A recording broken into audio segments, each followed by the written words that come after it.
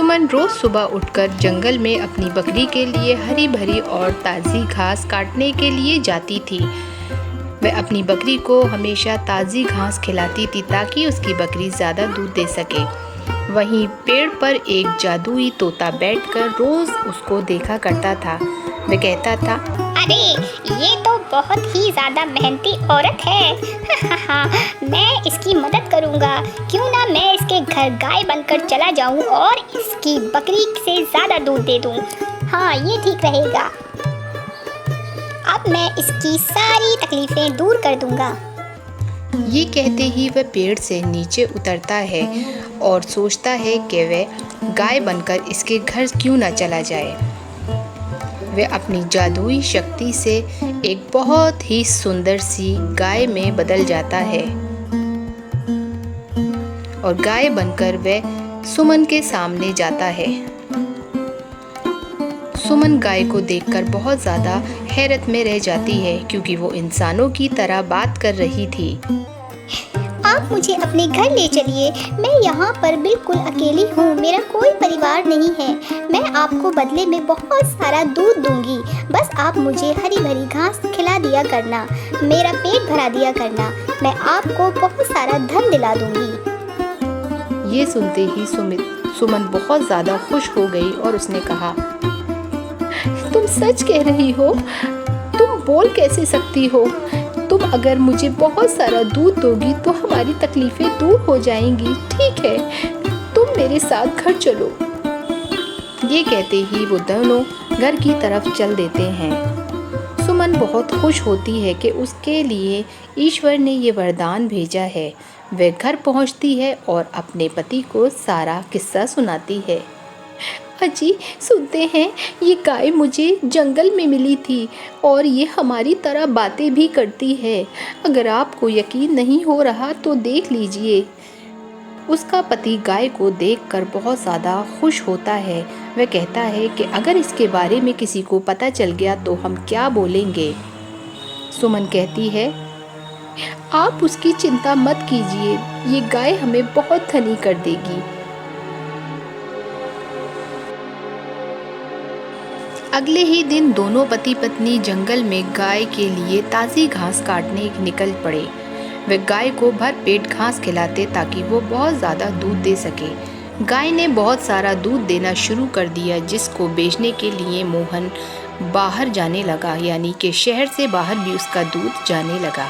ये सब देखकर उसका पड़ोसी दीनदयाल बहुत ज़्यादा हैरत करता और कहता कि इसके पास ये इतनी सुंदर गाय कहाँ से आ गई। पता लगाना होगा कि ये गाय आखिर इसके पास कहाँ से आई है। वह अपने घर जाता है और सारी बात अपनी पत्नी को बताता है।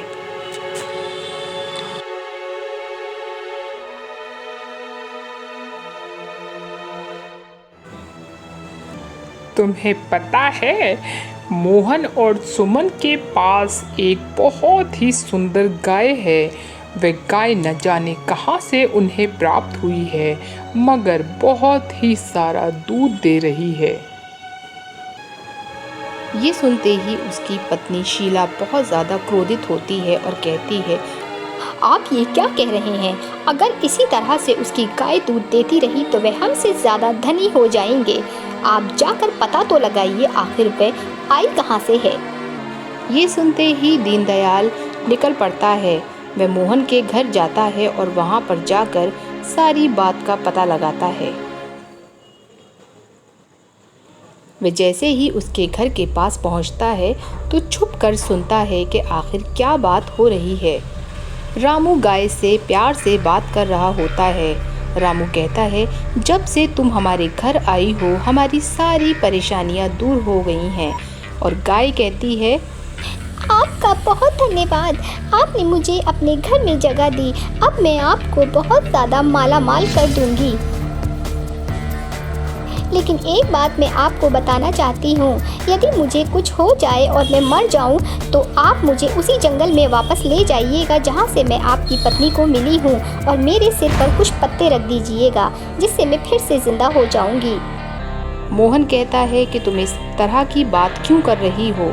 भगवान न करे तुम्हें कभी कुछ हो।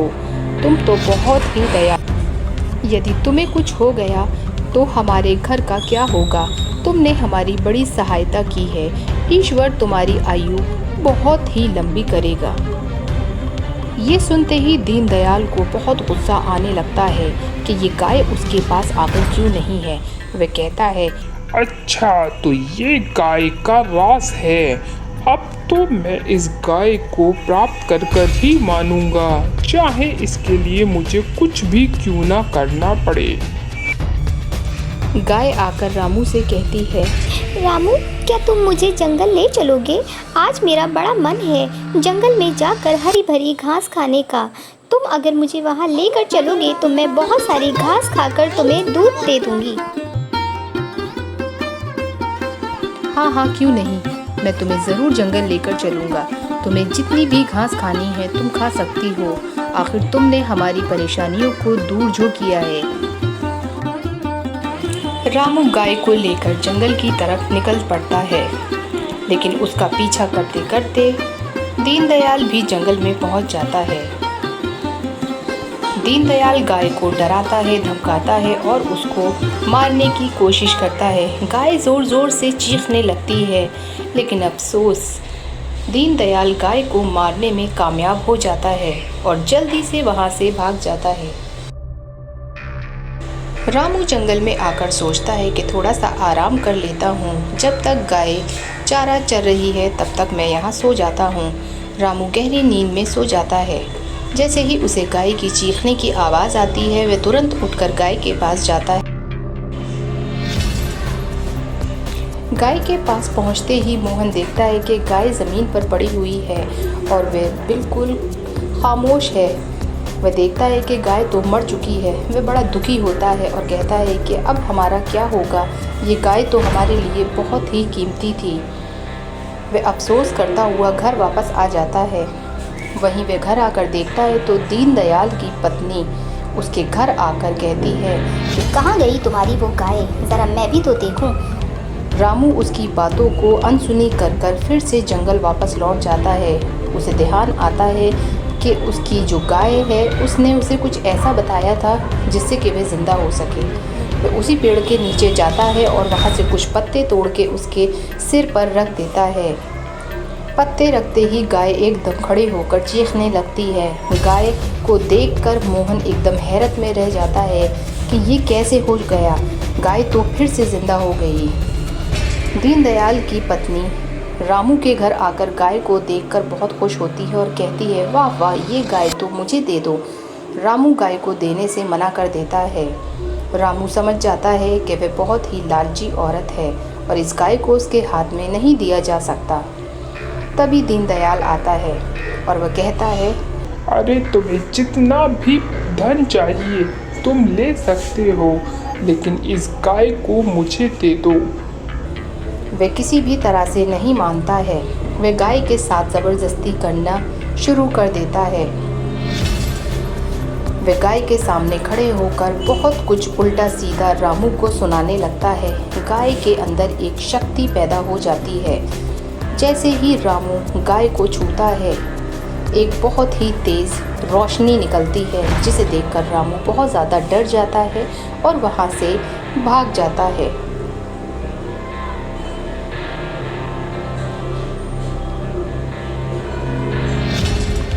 रामू कहता है, तुमने हमारी बड़ी सहायता की है।